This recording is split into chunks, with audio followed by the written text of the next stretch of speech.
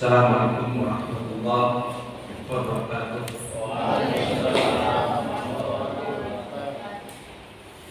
Alhamdulillah wa syukurillah, la haula wa la quwwata illa billah. Allahumma shalli wa sallim ala nabiyyina Muhammad bin Abdillah alladzi la ilaha illa huwa. Pertama, mengucapkan ahlan wa sahlan khususan Syekh Abu Hazim Ramadan Hafizahullah Ta'ala ma'adziratan ala nafsih Alhamdulillah wa kemudian juga kepada ikhwah semuanya, mungkin di sana sini banyak kekurangan ataupun saya kurang berkenan, tetapi semata-mata kita mengharap ridha Allah Subhanahu wa Ta'ala. Dan dalam kesempatan kita kali ini, insyaallah kita akan mempelajari tentang ukhuwah Islamiyah. Jadi permasalahan ukhuwah Islamiyah ini perkara yang penting dan mendasar. Kutabar bin asal fi al-qadiyah al-mu'amalah, khususan fi hadhihi al-awinah allati nahtaj ila al-ukhuwah. Insyaallah nanti akan dibahas oleh Syekh, dan semoga Allah menahan kepada kita untuk mendengarkannya dan kemudian mengamalkannya. Boleh tafadhal masyaallah Syekh. Tafadhal man yastazim.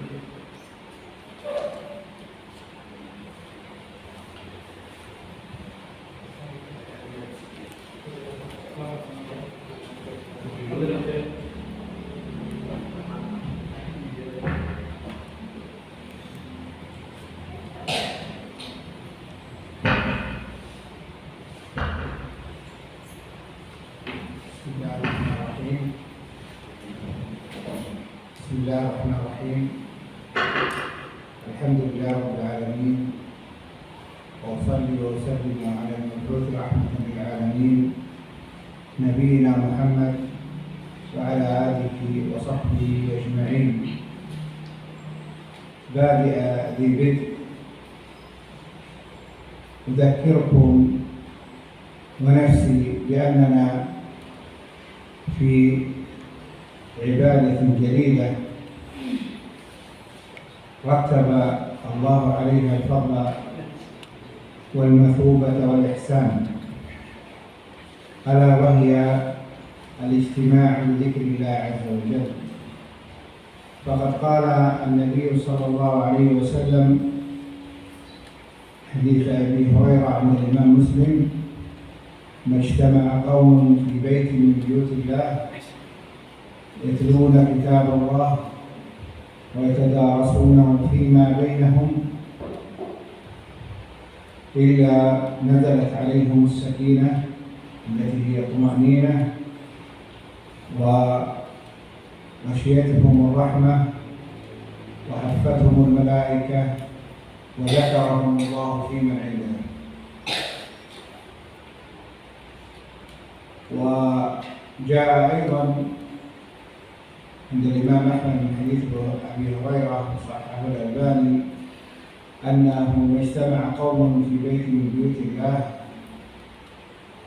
يذكرون الله عز وجل إلا نادتهم الملائكة: قوموا مغفور لكم قد بدل الله سيئاتكم حسنات. وقد قال النبي صلى الله عليه وسلم للملائكة سيارة.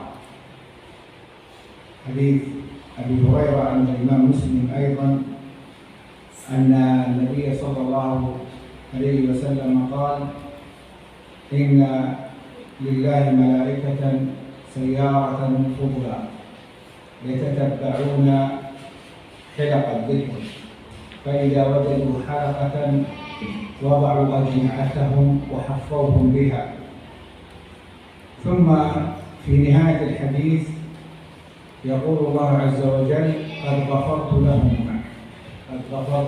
لهم فيقول الملائكة لله عز وجل إن فيهم فلانا خطاء مر بهم، فيقول هم القوم لا يشقى بهم جليسهم. فنحن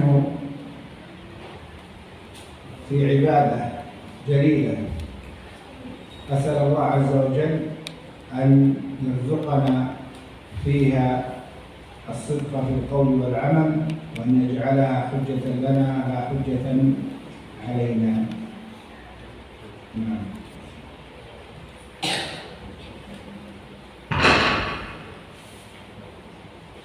Segala puji bagi Allah, Tuhan semesta alam. Aku mengucapkan salawat dan mengucapkan salam kepada Nabi kita Nabi Muhammad SAW. Sebagai permulaan, aku mengingatkan diriku dan kalian semua bahwa kita semua di dalam suatu ibadah yang mulia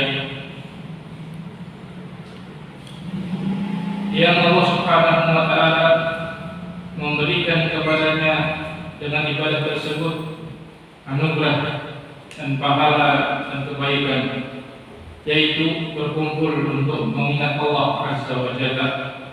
Nabi SAW dalam hadis Abu Hurairah dalam riwayat Muslim bersabda, tidaklah berkumpul satu kaum di dalam satu rumah dari rumah Allah,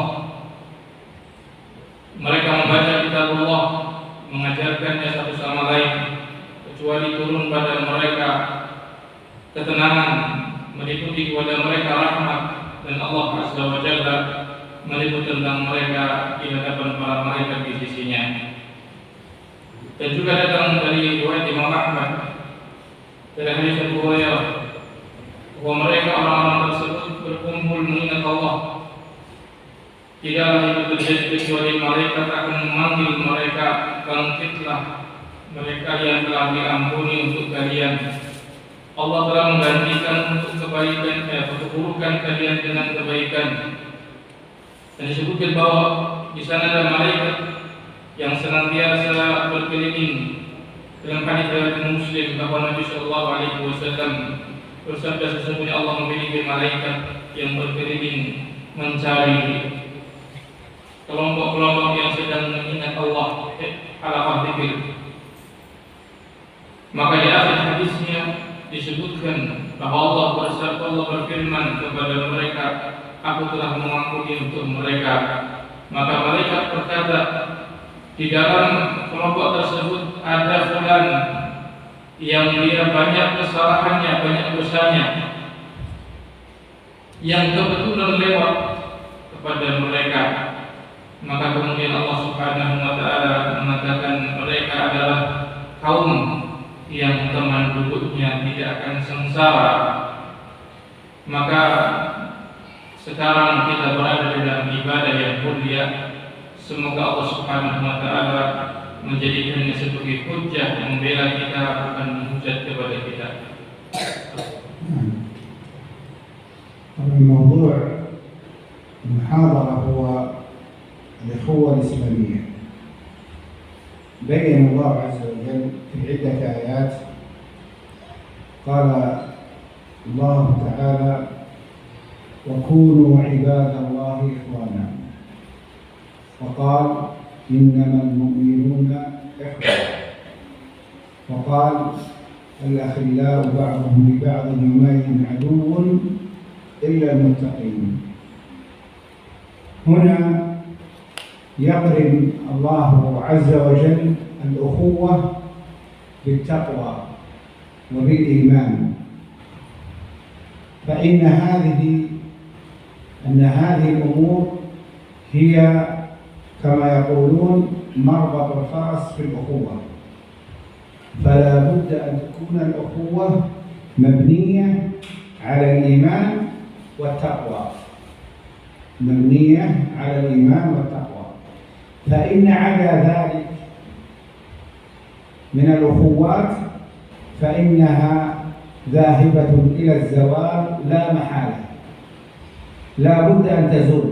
إذا كانت الأخوة لغير الله ولغير الإيمان والتقوى فإنها زائلة. يقول ابن القيم رحمه الله أن كل العداوات مآلها إلى الزوال ولو بعد حين، إلا أن معظم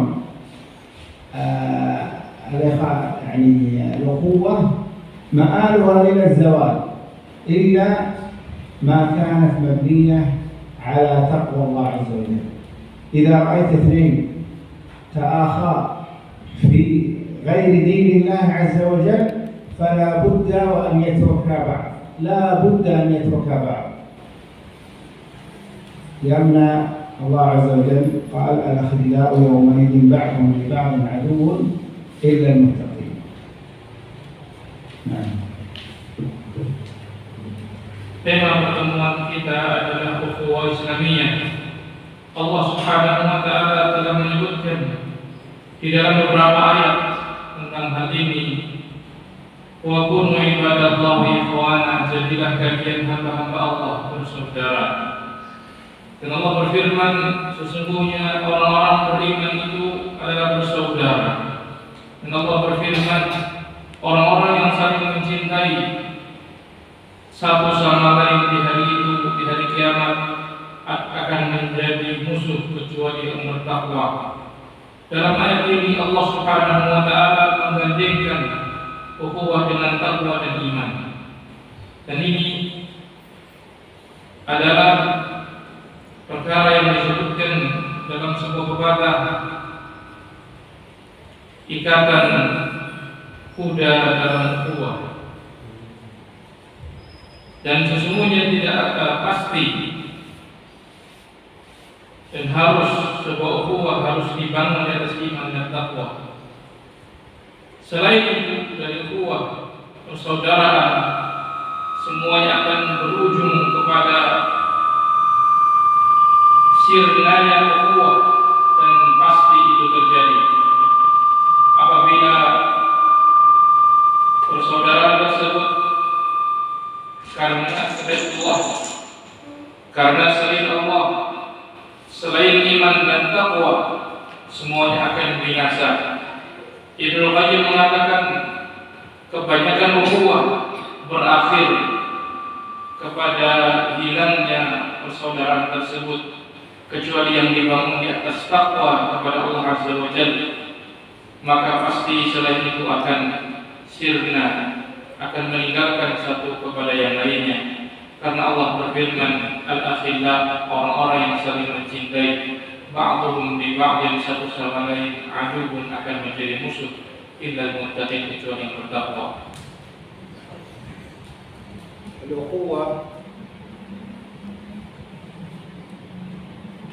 الأخوة في الدين أنفع وأفضل بكثير من الأخوة في النسب. ولنا في صحابة رسول الله صلى الله عليه وسلم أسوة حسنة.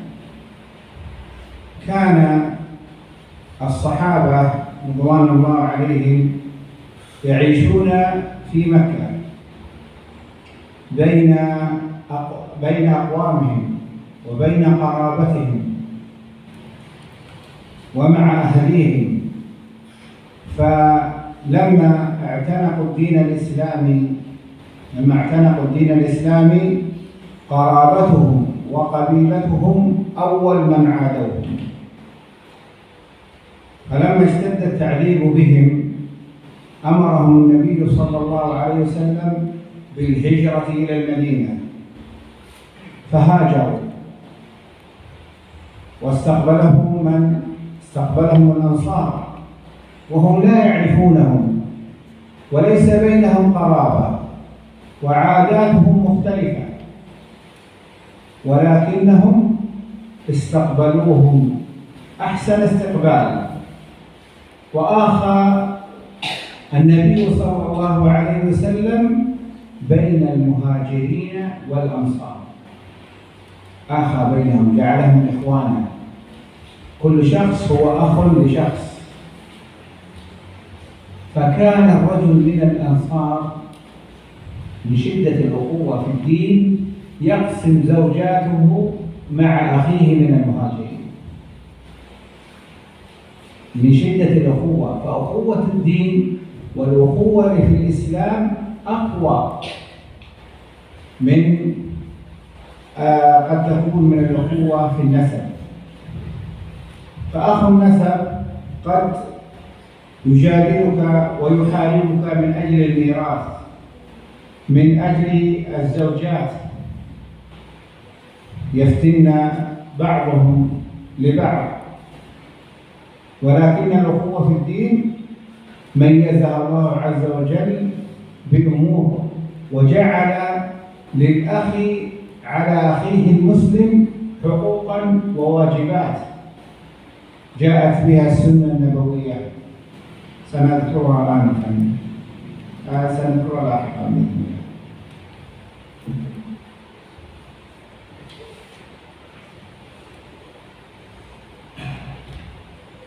Kemudian kata beliau, dan persaudaraan di dalam masalah agama lebih bermanfaat, lebih afdal dengan tingkatan yang lebih daripada ukhuwah persaudaraan di dalam nasab.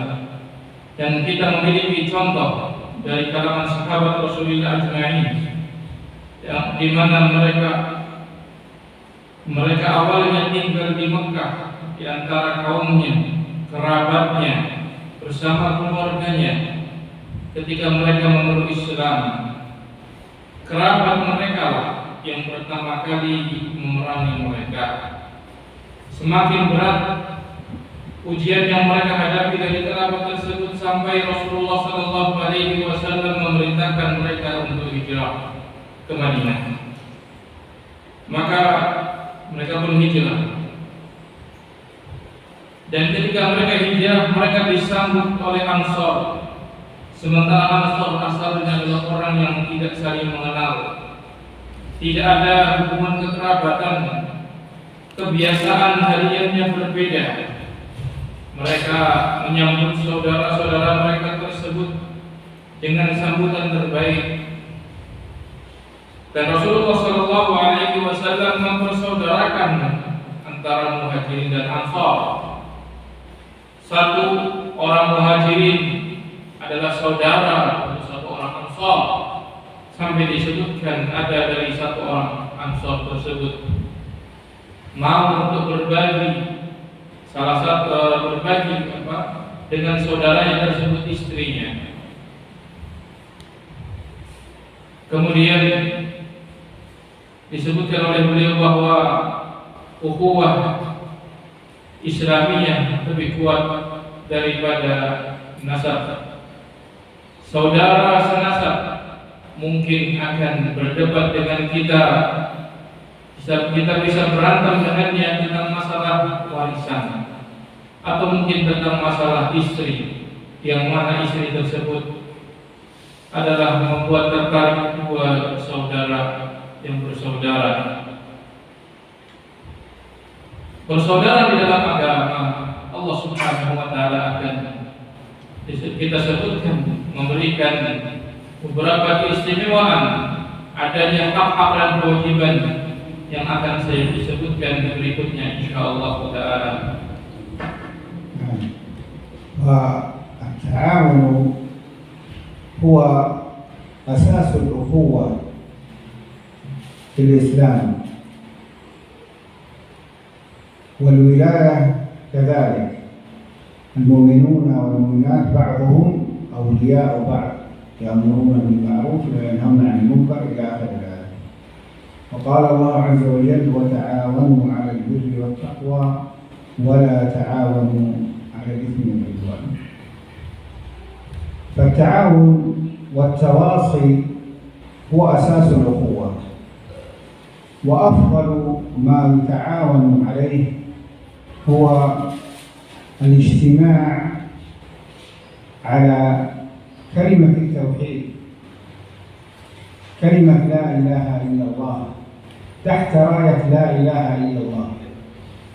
هذا هو الاجتماع الحق، أن نجتمع على توحيد الله وتعظيمه ونبذ الشرك والتنديد لله عز وجل. هذا أعظم ما يربط المؤمنين، وهو أعظم أواصر المحبة بين المؤمنين، هو التوحيد، التواصي على التوحيد، وتواصوا بالحق وتواصوا بالصبر. الله عز وجل وصف المؤمنين قال والعصر إن الإنسان لفي خسر، أي كل إنسان خسران، إلا استثنى الله عز وجل قال إلا الذين آمنوا وعملوا الصالحات وتواصوا بالحق، أي يوصي بعضهم بعضا بالحق، وتواصوا بالصبر، يوصي بعضهم بعضا بالصبر ويصبرونهم على بعض. فأفضل ما يتعاون عليه هو توحيد الله عز وجل ونبذ الشرك وكل ما يعبد من دون الله. وكذلك يكون التعاون على سنة النبي صلى الله عليه وسلم وعلى منهج السلف الصالح، ونبذ كل البدع والانحرافات العقدية والسلوكية. هذا أهم ما يكون به، فإن قلة العلم بالتوحيد يؤدي والعياذ بالله إلى الهلاك والفرقان. فالله على حث الأخوة يحثون بعضهم على تعلم كتاب الله وعلى تعلم التوحيد وعلى تعلم العقيدة الصحيحة والمنهج السوي. منهج من؟ منهج النبي صلى الله عليه وسلم، لا نزيد ولا ننقص فيه.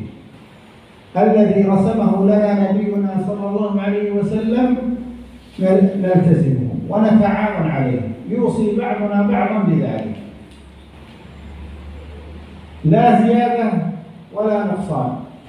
نتبع النبي صلى الله عليه وسلم وصحابته والتابعين، من قدوتنا جميعا، من قدوتنا، لا تجعل لأحدك قدوة إلا النبي صلى الله عليه وسلم، لأنك سوف تسأل في قبرك من الذي بعث إليك، ولن تسأل عن فلان ولا علان، تسأل عن نبيك محمد صلى الله عليه وسلم. نعم.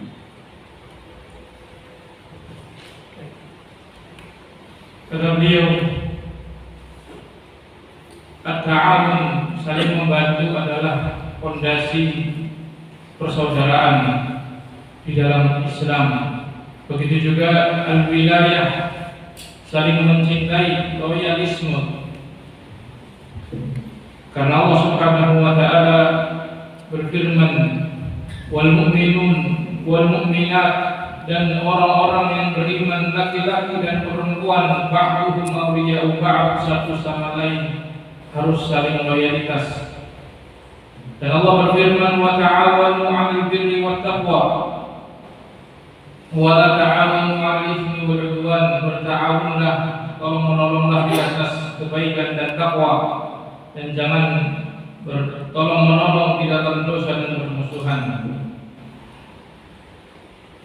At-ta'awun dan at-tawasi, saling berwasiat, saling menasehati, adalah fondasi dari sebuah persaudaraan. Dan afdalnya, yang paling utama dari sebuah ta'awun adalah berkumpulnya kaum muslimin di atas kalimat tauhid, kalimat la ilaha illallah, di bawah bendera la ilaha illallah. Sesungguhnya yang paling bermanfaat atas persaudaraan adalah satu sama lain saling mengingatkan tentang tauhid, membuang kesyirikan, dan menyebutkan Allah Subhanahu wa taala. Dan ini yang paling kuat yang paling agung yang mengikat orang-orang beriman, saling menasihati, tolong menolong di atas tauhid.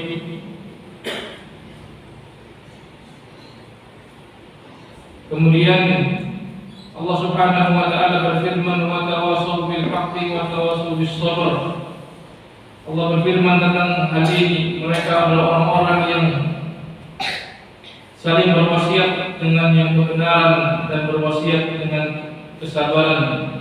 Beliau menampilkan dan menafsirkan surat Al-Asr demi masa, sesungguhnya semua manusia di atas kerugian kecuali orang-orang yang beriman dan beramal saleh, berwasiat satu sama lain dengan kebenaran dan berwasiat satu sama lain dengan kesabaran. Maka yang paling afdal dalam ta'awun adalah tauhid, mentauhidkan Allah Azza wa Jalla dan membuang kesyirikan. Begitu juga ta'awun dibangun di atas sunnah Nabi Sallallahu Alaihi Wasallam dan juga di atas manhaj jalan salafus salih, membuang semua penyelewengan dan juga hal-hal yang selain dari apa yang dibawa oleh Nabi Sallallahu Alaihi Wasallam. Maka sesungguhnya sedikitnya ilmu tentang tauhid adalah kehancuran. Allah Subhanahu wa taala telah memotivasi kita untuk terus senantiasa belajar tauhid, mempelajari kitabullah, mempelajari jalan Nabi Sallallahu Alaihi Wasallam, tidak kita tambahi dan kita tidak kurangi dari apa yang telah digariskan oleh Rasulullah Sallallahu Alaihi Wasallam. Kita harus berpegang dengannya dan harus menasihati satu sama lain. Tidak boleh kita menambahi dan tidak menguranginya. Kita mengikuti Nabi Sallallahu Alaihi Wasallam. Siapakah suri tauladan kita? Tiada lain kecuali Nabi Sallallahu Alaihi Wasallam. Siapa yang diutus kepada kita dengan membawa agama ini? Tentunya Nabi Sallallahu Alaihi Wasallam. Dan di kuburan nanti kita akan ditanya tentang Nabi Sallallahu Alaihi Wasallam, bukan tentang fulan dan alban. أساس الأخوة هو المحبة، وجعل النبي صلى الله عليه وسلم كمال الإيمان وتحقيق الإيمان بالمحبة للأخ في الإسلام. فأعظم أواصر الأخوة المحبة، رتب عليها النبي صلى الله عليه وسلم كمال الإيمان فقال: لا يؤمن أحدكم حتى يحب لأخيه ما يحب لنفسه. يعني يجعل محبة الخير مساوية له، وهذا شيء عظيم، لأنه يصعب على النفس مساواتها بغيرها، وجعل نفس أخرى أفضل منها أو مساوية لها. ولكن الشرع علمنا التضحية وجعل القوة في المحبة، لأنها تصعب على النفس مجبولة على أن تكون هي الأفضل، ولكن النبي صلى الله عليه وسلم قال: لا يؤمن أحدكم، أي لا يكمل إيمانه حتى يحب لأخيه ما يحب لنفسه. وهذه لا تكون ماذا؟ تكون بالتدرج وتصفية القلب تجاه أخوك المسلم تجاه المسلمين. فالمحبة هي أساس الأخوة، فلا أخوة بلا محبة. ومحبة ماذا؟ محبة الخير للمسلمين، محبة الخير للمسلمين.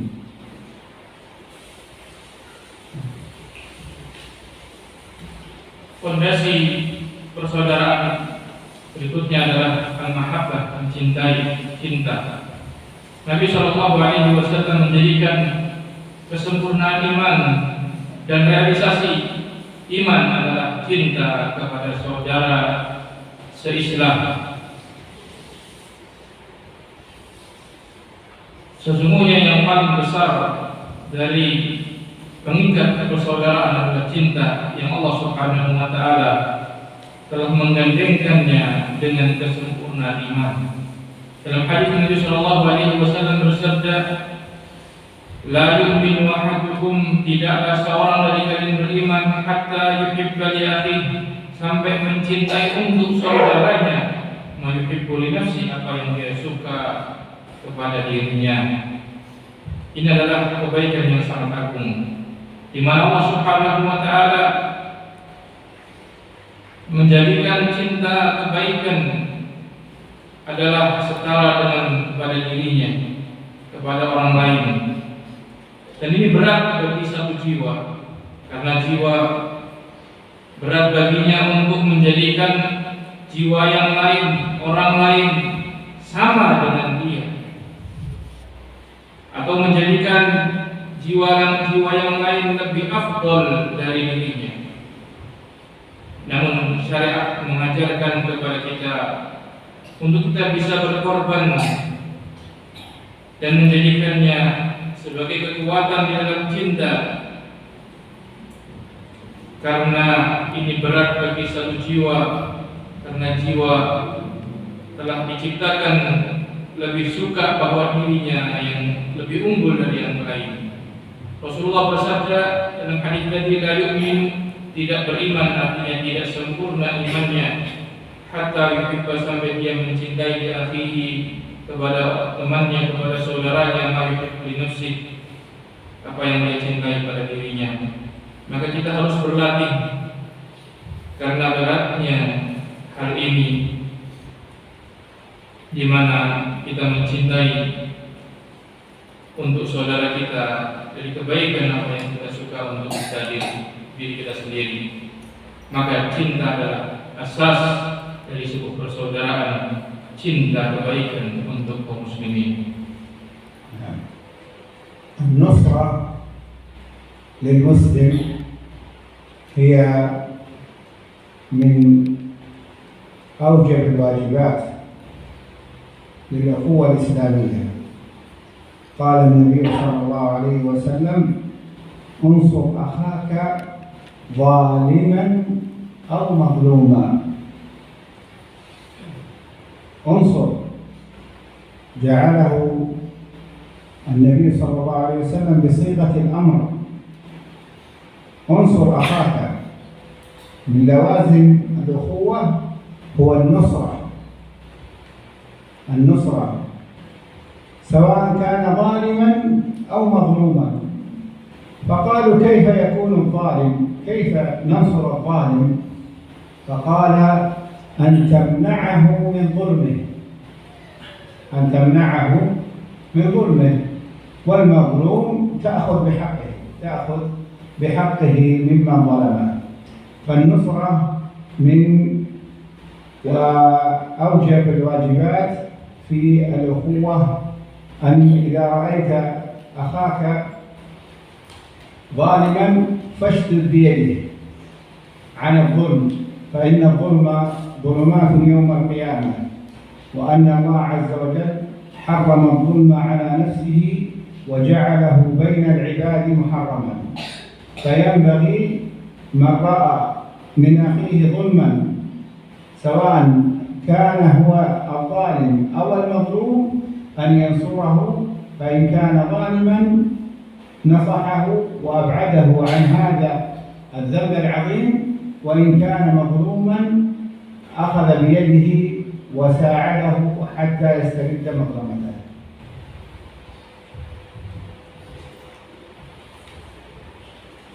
Kemudian an-nusrah, pertolongan kepada sesama muslim, adalah termasuk kewajiban yang paling wajib di dalam ukhuwah Islamiyah.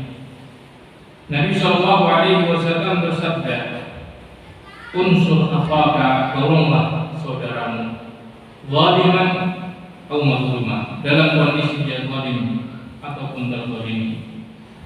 Unsur, Nabi SAW memerintahkan kita dengan sifatul amr. Maka nusrah, pertolongan, adalah konsekuensi dari sebuah persaudaraan, baik itu saudara kita zalim ataupun dia yang terzalimi. Maka para sahabat bertanya, bagaimana kita menolong orang zalim? Yaitu kata beliau sallallahu alaihi wasallam, engkau menghalangi dari kezalimannya, dan orang yang terzalimi engkau mengambil, yang mengembalikan hak kepadanya dari yang menzaliminya. Pertolongan adalah kewajiban yang paling wajib, baik itu orang tersebut zalim, dengan kita memegang tangannya, menghalangi dari kezalimannya, mengingatkan kepadanya bahwa kezaliman adalah kegelapan yang banyak di hari kiamat, dan bahwa Allah telah mengharamkan kepada dirinya dan menjadikannya haram bagi hamba-hambanya. Seorang yang menolong saudaranya yang zalim atau yang terzalimi adalah dengan tadi caranya menjauhkannya dari dosa yang besar, yang dosa kezalimannya, dan yang terzalimi adalah dengan mengembalikan haknya dan membantunya agar tercapai haknya kepadanya. قال النبي صلى الله عليه وسلم المسلم أخو المسلم لا يظلمه ولا يحقره ولا يخذله. هذه حقوق للأخوة، وسبق لنا في الفقرة السابقة تكلمنا عن النصرة، وعكس النصرة هي الخذلان.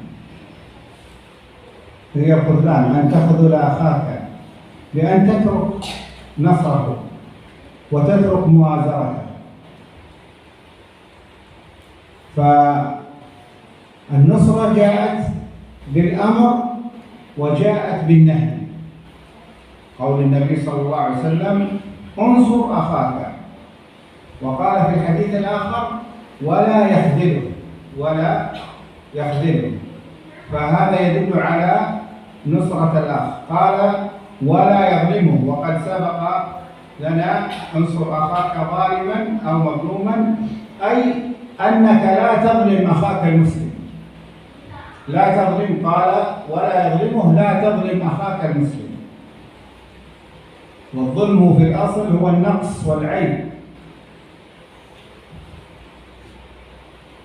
فإن الظلم قال الله عز وجل إني حرمت الظلم على نفسي وجعلته بينكم محرما. فالظلم شر عظيم يفسد كل علاقة. ظلم الرجل لزوجته يفسد العلاقة الزوجية، ظلم الرجل لابنه يفسد ما بينه وبين ابنه، ظلم الرجل لأخيه يفسد. فالظلم أساس المعاصي، الظلم أساس المعاصي. فينبغي عليك أيها المسلم أن تحذر كل الحذر من الظلم للمسلمين عموما ولأخيك المسلم، ولا تجعله مظنة للسوء، التمس له الأعذار، فإن هذا مما يبعد الظلم. إذا فهمت شيئا من أخيك فالتمس له العذر حتى تتبين أنه قصد الظلم فحينئذ تنبه على أنه ظالم وتنصره بأن يترك ظلمه. ظلم العباد سواد في القلب ودليل على فساد القلب،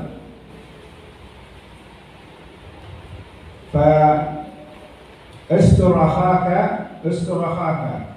والتمس له الأعذار، إياك أن تظلمه. وفي الحديث أيضا قال ولا يحقره، أي لا ينقص منه، فإن ذلك يشين بالإنسان. تحقر الإنسان أن تنقص منه وتجعله أقل منك، وهذا يخالف ما ذكرناه آنفا من الحديث: لا يؤمن أحدكم حتى يحب لأخيه ما يحب لنفسه. تعاير أخاك المسلم بشيء في خلقه أو خلقه. إذا رأيت خلقا معيبا لأخيك المسلم فلا تعايره به، وانظر إلى فضل الله عز وجل عليك أن جعلك خاليا من هذا العيب، ولو شاء الله لكنت أنت المعيب. لو شاء الله كنت. فاستر أخاك المسلم، لا تظلمه ولا تحقره ولا تترك نصرة تخذله. المسلم أخو المسلم كالبنيان يشد بعضه بعضا. اجعل نفسك عضيدا لأخيك، إذا سقط ترفعه وإذا سقطت رفعك. هذه الأخوة التي أمرنا ديننا الإسلامي بها. أو أنك تتمنى أن يخذل أخوك، لا والله، هذا ليست من الأخوة. تتمنى له الضلال ليس من الأخوة. تجعله تتمنى أن يكون أنقص منك ليس من الأخوة. الأخوة كالبنيان يشد بعضه بعضا. إذا البنيان متماسك، والمؤمنون كالجسد الواحد، إذا اشتكى منه عضو تداعى له سائر الجسد بسبب الحمى والسهر. هكذا تنبغي أن تكون الأخوة الإسلامية،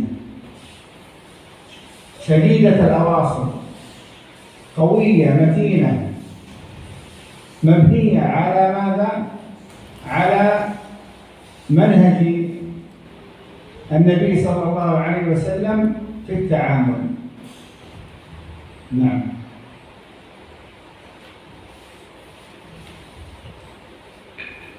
Nabi Shallallahu Alaihi Wasallam bersabda, seorang muslim adalah saudara muslim yang lainnya. Tidak boleh dia menzaliminya, tidak boleh dia merendahkannya, tidak boleh dia membiarkannya. Ini adalah hak-hak ukhuwah. Pada poin yang tadi kita telah sebutkan tentang an-nusrah, pertolongan, dan pertolongan lawannya adalah al-khudlan, yakni membiarkan saudara kita, tidak kita menolongnya, tidak kita membantunya. Maka artinya dalam hadis tentang an-nusrah, pertolongan, datang dengan bentuk perintah dan datang dalam bentuk larangan untuk tidak menolong. Wala yakhzulhu, tidak boleh kita membiarkannya. Maka ini menunjukkan untuk kewajiban kita menolong saudara muslim, tidak boleh kita menzaliminya. Jangan kita menzalimi saudara sesama muslim. Kezaliman asalnya adalah menunjukkan kekurangan dan celaan. Karena kezaliman kata Allah Subhanahu wa taala dalam hadis qudsi, sesungguhnya aku telah mengharamkan kezaliman atas diriku dan aku jadikan kezaliman diharamkan kepada kalian. Fala tadzalimu, janganlah kalian saling menzalimi.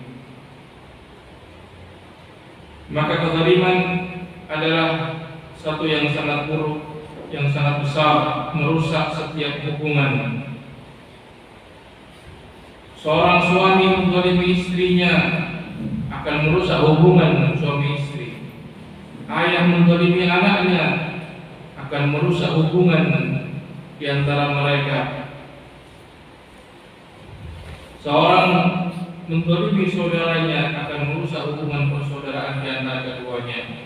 Maka kezaliman adalah fondasi dari kemaksiatan yang seyogianya untuk kita hati-hati dari kezaliman tersebut kepada umuman kaum muslimin, terkhusus kepada saudara-saudara kita. Dan jangan kita jadikan pada saudara kita ada prasangka buruk. Namun carilah alasan-alasan untuk kita tidak berzalim kepadanya, menjauhkan kita dari kezaliman kepadanya.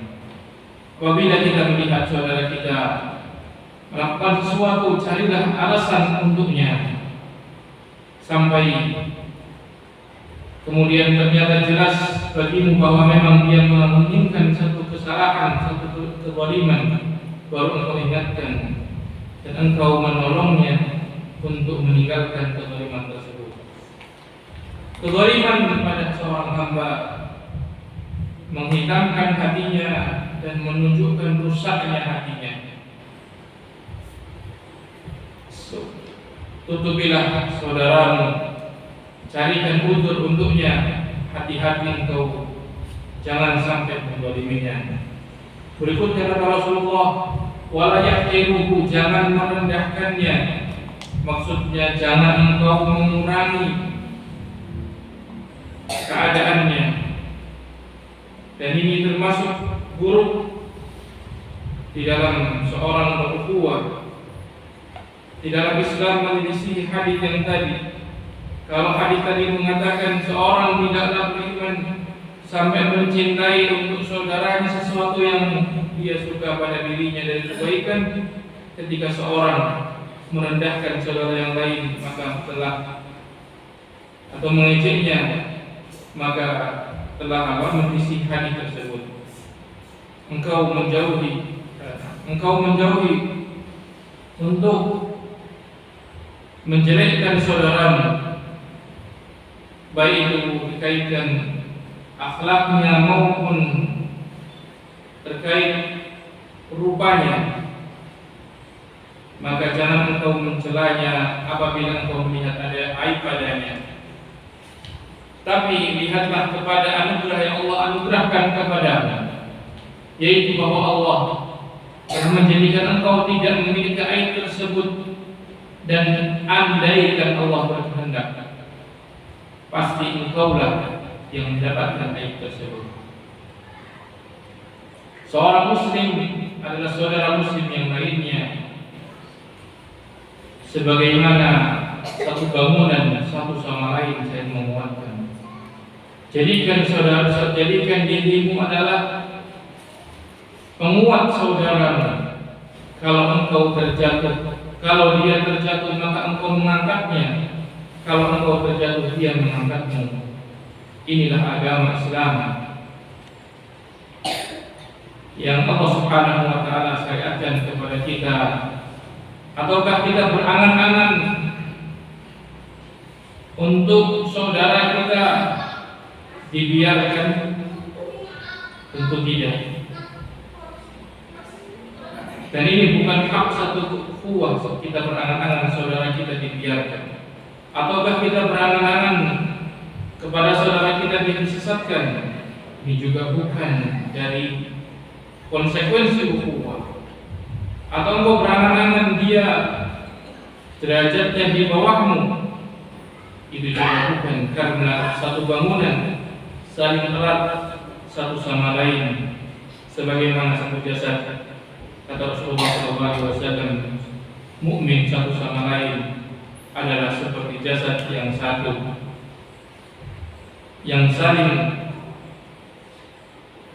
yang apabila satu jasad merasakan satu sakit, maka yang lainnya akan ikut merasakannya, baik itu dengan adanya demam ataupun tidak bisa tidur. Begitulah seharusnya satu ukhuwah, satu sama lain saling kuat dalam bangunannya, dibangun di atas manhaj Nabi Sallallahu Alaihi Wasallam di dalam interaksi satu sama lain. ومما يقوي الأخوة بين المسلمين هناك أمور عملية لا بد أن تعمل لكي تستمر هذه الأخوة، ألا وهي أولا النصيحة قال عنها النبي صلى الله عليه وسلم: الدين النصيحة. قلنا لمن يا رسول الله؟ قال: لله ولكتابه ولرسوله ولأئمة المسلمين وعامتهم. وفي حديث جرير رضي الله عنه قال: بايعت النبي صلى الله عليه وسلم على إقام الصلاة وإيتاء الزكاة والنصح لكل مسلم. فلا أخوة بلا تناصح، لا بد من التناصح والتواصي بالخير، لا بد في الأخوة من التناصح والتواصي بالخير. ومن الأمور العملية التي تقوي الأخوة هي كثرة السلام والرد. يقول النبي صلى الله عليه وسلم: لا تدخلوا الجنة حتى تؤمنوا ولا تؤمنوا حتى تحابوا. ألا أقول لكم شيئا إذا فعلتموه تحاببتم؟ أفشوا السلام بينكم. فكثرة السلام وإفشاء السلام هذا مما يقوي المحبة، يقوي الأخوة. أيضا مما يقوي الأخوة هو الدعاء لأخيه بظهر الغيب، فإن من دعا لأخيه فأنا أرسل الله ملكا يقول له ولك بمثله. فهذه أمور عملية يفعلها المسلمون ليقووا بها الأخوة الإسلامية. نعم. وفي ذلك في السنة تتبع السنة وجد كثيرا من هذه الأمور، ولكن هذه على عجالة.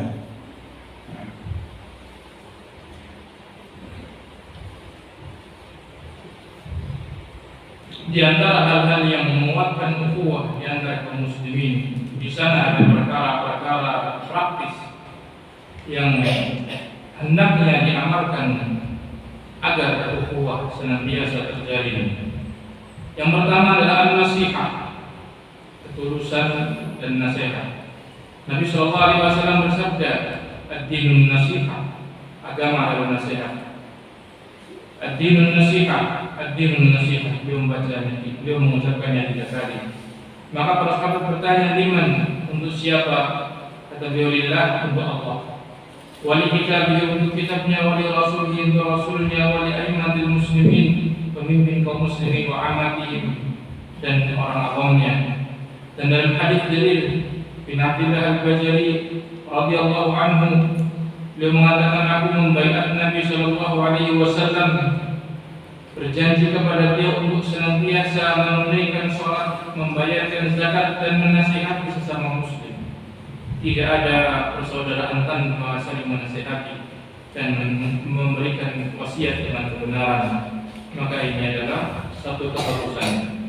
Yang kedua adalah memperbanyak mengucapkan salam dan menjawabnya. Nabi SAW bersabda, La tadkhulul jannah, tidak akan kalian masuk surga hatta tu'minu, sampai kalian beriman. Wala tu'minu hatta tahabbu, dan tidaklah kalian saling akan masuk surga.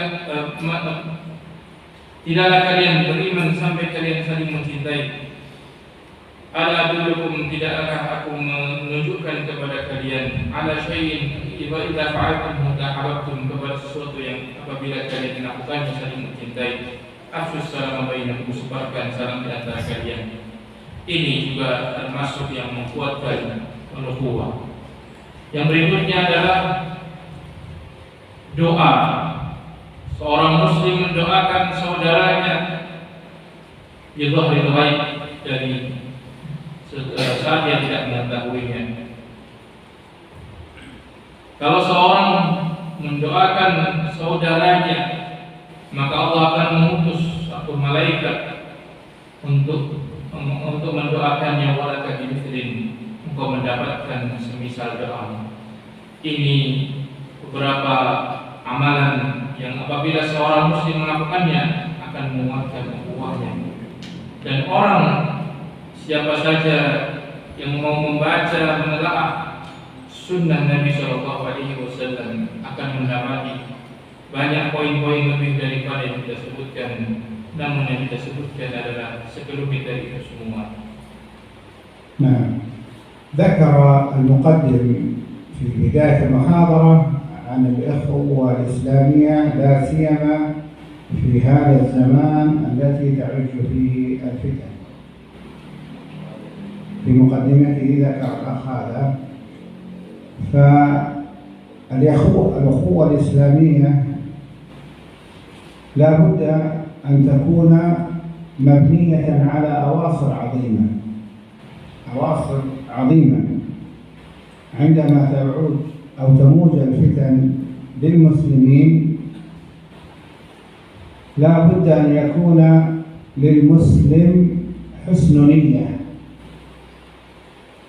نية تجاه إخوانه، ولا بد أن يحب لهم من الهداية ما يحب لنفسه. لا يكن همك أنت على الحق وهو على الخطأ. لا بد أن يكون همك أن تكونوا أنتم الاثنين على حق. هل تفرح إذا جاء عالم ووافقك وخالفه؟ لا تفرح بذلك. أنت هو هكذا، إذا اعتقدت أنه أخ في الإسلام فأنت لم تحب له ما تحب لنفسك. لا بد أن يكون في الاختلاف حتى في المسائل العلمية والمجادلات، لا بد أن يكون هناك حسن نية. هدفنا في المجادلة في العلم وفي المسائل هو ماذا؟ هو أن أنتصر عليك؟ لا، أنا ما أردت بذلك وجه الله.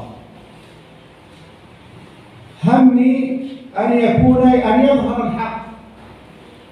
همي أن يظهر الحق، سواء كان أنا الذي قلته أو هو الذي قاله.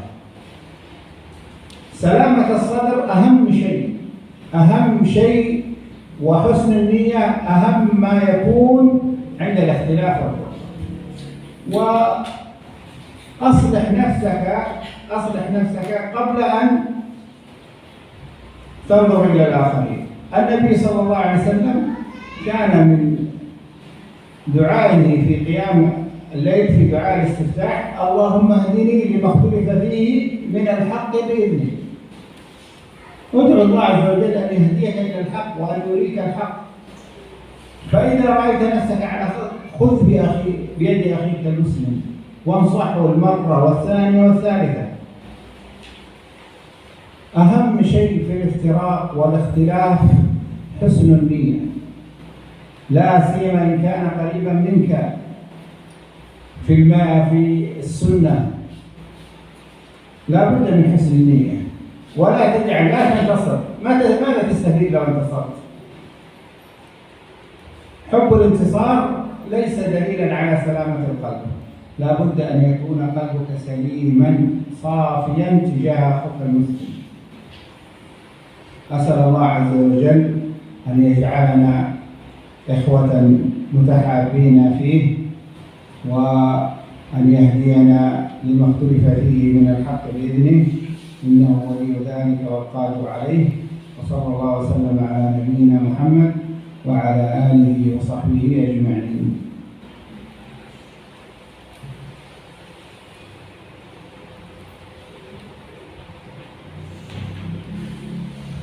Kemudian kata beliau tadi yang memberikan sambutan di awal muhadharah menyebutkan tentang ukhuwah di zaman fitnah, dalam zaman-zaman ini ukhuwah harus dibangun di atas fondasi yang kuat, terutama ketika fitnah sedang bergejolak.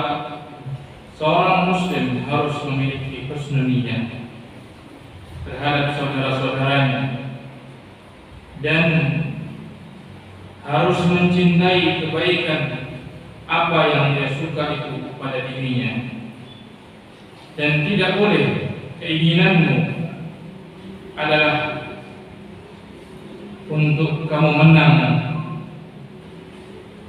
kepada atas saudaramu, dia yang salah. Apakah engkau menyukai kalau datang misalnya seorang alim ke daerahmu, ternyata alim tersebut setuju dengan pendapatmu dan menyelisih pendapat dia? Jangan senang tentang hal itu. Kalau engkau menyenangi hal tersebut, engkau berarti belum mencintai sesuatu yang baik untuk mereka, apa yang kau suka pada dirimu. Dan tidak boleh untuk menjadi keinginan di dalam perselisihan, walaupun di dalam urusan ilmiah dan juga perdebatan-perdebatan ilmiah, bahwa yang paling penting adalah siapa yang menang. Keinginan kita bukan untuk saya atau siapa yang menang, tetapi keinginan saya adalah untuk nampaknya kebenaran, baik itu dari saya ataupun dari dia. Keselamatan hati adalah suatu yang paling penting. Husnul niyah, kebaikan niat adalah suatu yang paling penting ketika sedang adanya perselisihan. Perbaikilah dirimu sebelum engkau melihat kepada orang lain. Nabi SAW berdoa, Allahumma hdini lima ikhtalifa fihi minal haqqi bi'idhnik. Ya Allah, berikan petunjuk kepada kebenaran yang diperselisihkan. Di dalam perselisihan beliau berdoa agar diberikan petunjuk kepada yang benar. Berdoalah kepada Allah agar Allah memberikan penjelasan tentang kebenaran kepadamu. Namun kalau ada kesalahan pada temanmu, nasihatilah dia sekali, dua kali, tiga kali.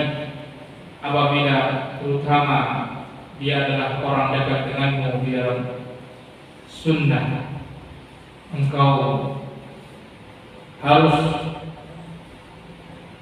menjelaskan kepadanya kebenaran dan jangan merasa ingin menang. Kalau kau menang, apa yang kau dapatkan? Dan cinta untuk menang bukan dari tidak menunjukkan, dia tidak menunjukkan selamatnya hati ini. Ini yang disampaikan dan beliau berdoa semoga Allah Subhanahu wa taala memberikan kepada kita kebenaran dari apa yang disisihkan di dalamnya dengan izin Allah.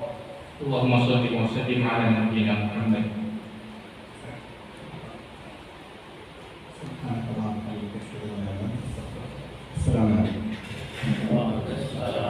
Dia kemudian menutup dengan doa kepada Allah Subhanahu wa taala,